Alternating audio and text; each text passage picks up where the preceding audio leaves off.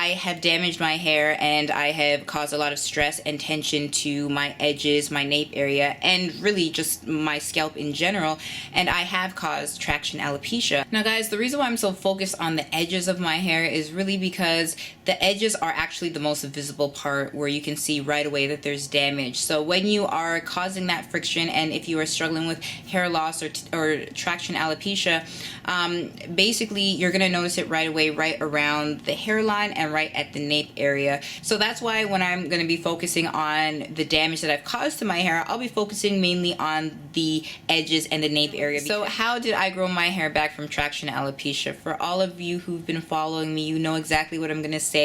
I have been using my shea butter mixture on those areas with the traction alopecia as well as with the Alopecia Areata, and my hair has grown back. Also, I was using coconut oil. You can go check out my hot coconut oil treatment video right there. That's gonna let you in on a bunch of great information about coconut oil and the benefits of it for your hair. But on a more practical tip, how do you get your hair to grow back from traction alopecia? Stay away from overstyling, overprocessing your hair. So guys, one of the things that you guys can take hope in and just be encouraged by is that I myself have done what you have done, and I have used the braids and the weaves and the wigs and even when my hair was natural, still not knowing how to take care of it properly. I have caused damage. I have gotten traction alopecia, but essentially for the past 2 years I've been growing my hair. It's been healthy and you can see the amazing results. You know, one of the things I've done was recognize how I was damaging my hair and how I was contributing to my hair loss. One of the scariest parts about our hair being damaged based on our styling system and our regimen, our techniques and our tools, is us natural people who are on this journey and we are protecting our hair. We are keeping our hair in protective styles to grow our hair out. We take out our braids and we take out our protective styles and we realize that our hair was in worse condition. That's because the protective style we had put our hair in was actually contributing to the hair damage and the hair loss, when really it should have been promoting the hair growth and flourishing our hair and making it healthy.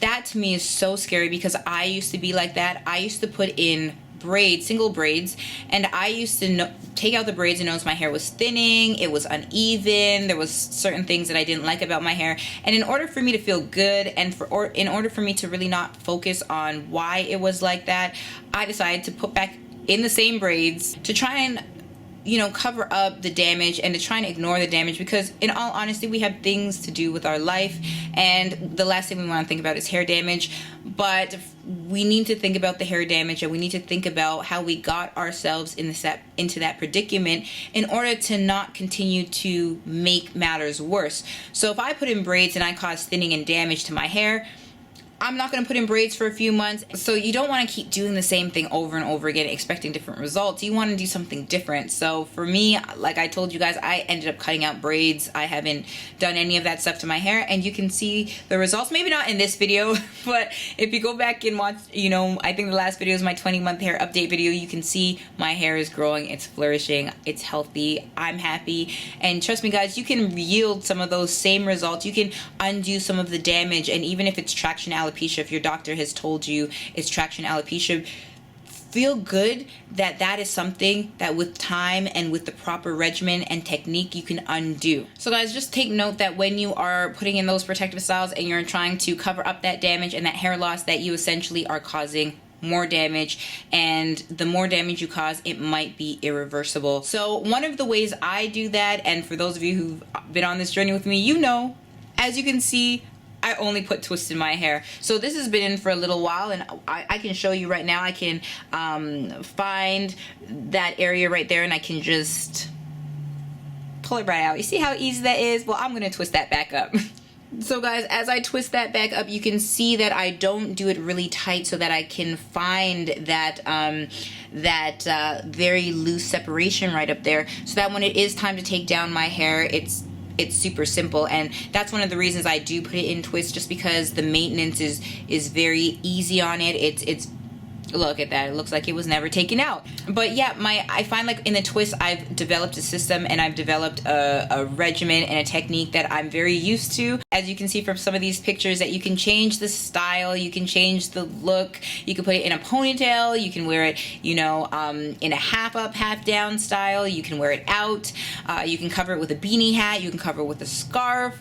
There are so many things that you can do to make twists look good. It's easy to style and it's easy to maintain, to moisturize it on a daily consistent basis.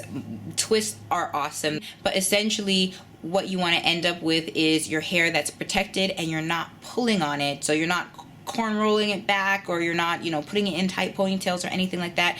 You're really keeping the stress off of the edges and the nape area. So guys, for those of us who love our braids and our weaves and our wigs, I don't want to say at all that, you know, I don't want to use the word that we're addicted to these hairstyles, only because I don't think it's an addiction. I really think that we're comfortable. It's easy for us. It's our go-to style. You know, it's familiar to us. So one of the things that we have to do is figure out ways of doing the same type of hairstyles and the same type of styles, but we have to figure out a way to do it in a healthy way. So what I'm going to do is I'm going to give you some examples on how you can protect your hair in a healthy way, whether you want to wear your hair in its natural state, braided, or wigs. So if you want to wear your hair out natural and in a ponytail, you want to part your hair in the middle and then kind of slick it down towards the sides instead of just slicking it straight back. That will protect your edges. This goes for the same concept with cornrows. You want to braid your hair down and back instead of just pulling your hair all the way back. That will also protect your edges and your nape area, keeping your hair growing. And for wigs, I actually used to wear wigs a lot when my hair was low. Listen to what I said 2 years ago as to how I was protecting my hair. If I'm taking a shower to go out, I will get in the shower, get my hair wet.